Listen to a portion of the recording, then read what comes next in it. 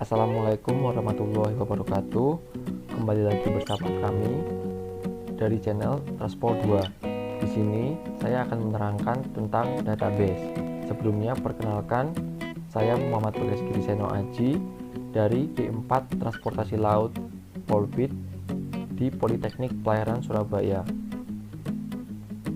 Database adalah sistem yang terdiri atas kumpulan tabel data yang saling berhubungan dan kumpulan program yang memungkinkan beberapa pemakai atau program lain untuk mengakses dan memanipulasi tabel-tabel data berikut. Komponen sistem basis data adalah sebagai berikut. 1. Perangkat keras. 2. Basis data. 3. Pemakai atau user. 4. Sistem operasi.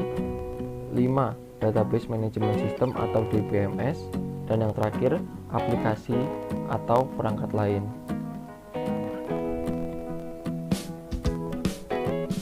Yang kedua adalah tingkatan arsitektur basis data.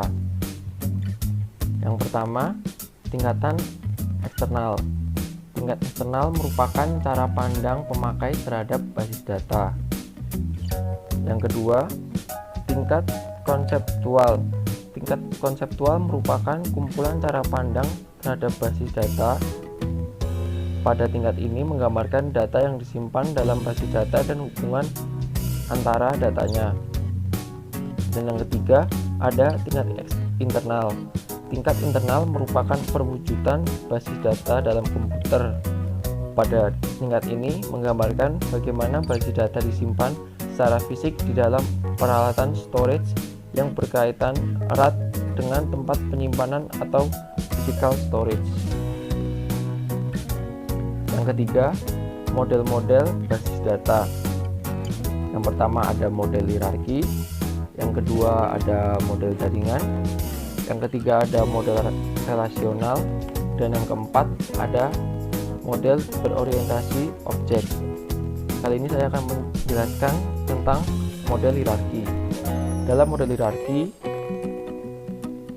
data disusun menurut struktur pohon.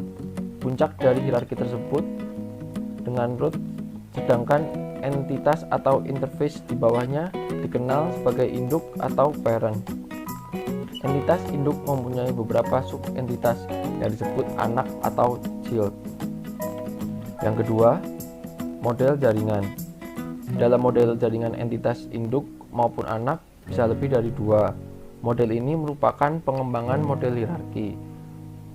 Relasi antara entitas dalam network model adalah satu ke satu atau one to one atau satu ke banyak, one to many.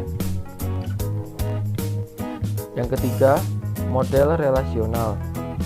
Dalam network data model tidak diperbolehkan terdapat relasi banyak ke banyak atau many to many. Untuk membuat relasi many to many dalam network model dibutuhkan entitas perantara yang disebut sebagai rekaman silang atau intersection record. Dan yang terakhir, model berorientasi objek.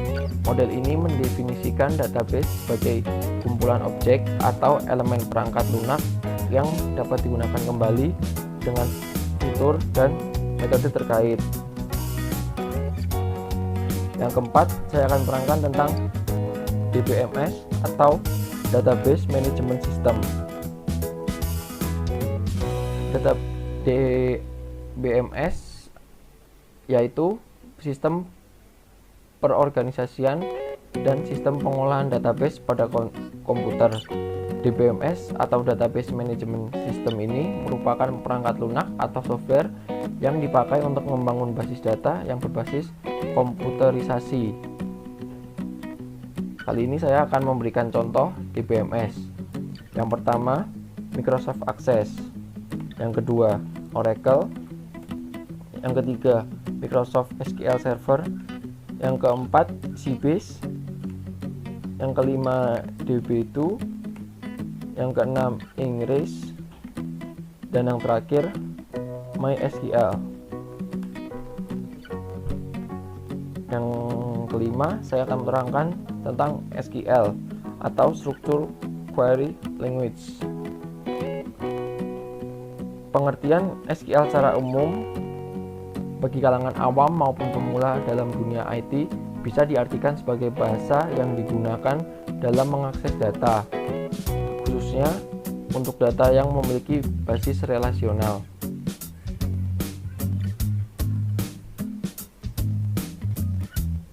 Di sini ada beberapa jenis perintah SQL yang perlu diketahui. Yang pertama, Data Definition Language atau DDL. Jenis perintah dasar yang pertama adalah Data Definition Language atau yang biasa disingkat DDL.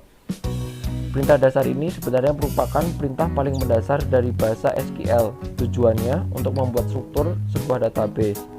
Perintah dasar DDL masih dibedakan lagi ke dalam setidaknya 5 jenis perintah, yaitu perintah create, yaitu sebuah perintah yang biasa kamu gunakan ketika sebuah database baru, baik itu berupa tabel baru atau kolom baru.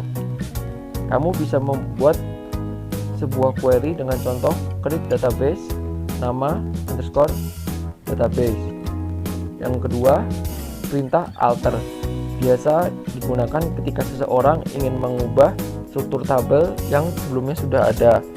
Bisa jadi dalam hal ini adalah seperti nama tabel, penambahan kolom, mengubah maupun menghapus kolom serta menambahkan atribut lainnya. Yang ketiga, perintah rename dapat kamu gunakan untuk mengubah sebuah nama di tabel maupun kolom yang ada.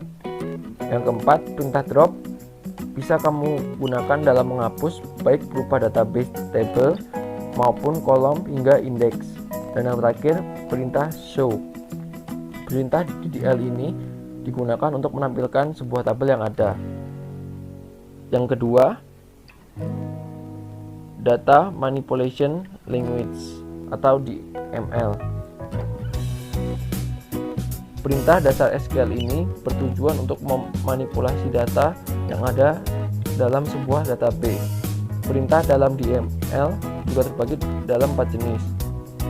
Di antaranya A. Perintah insert. Kamu bisa menggunakan perintah ini untuk memasukkan sebuah record baru di dalam sebuah tabel database. Yang B. Perintah select.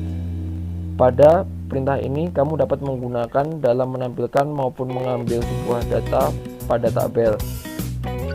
Yang C, perintah update. Ini dapat kamu gunakan ketika ingin menggunakan pembaruan data di sebuah tabel.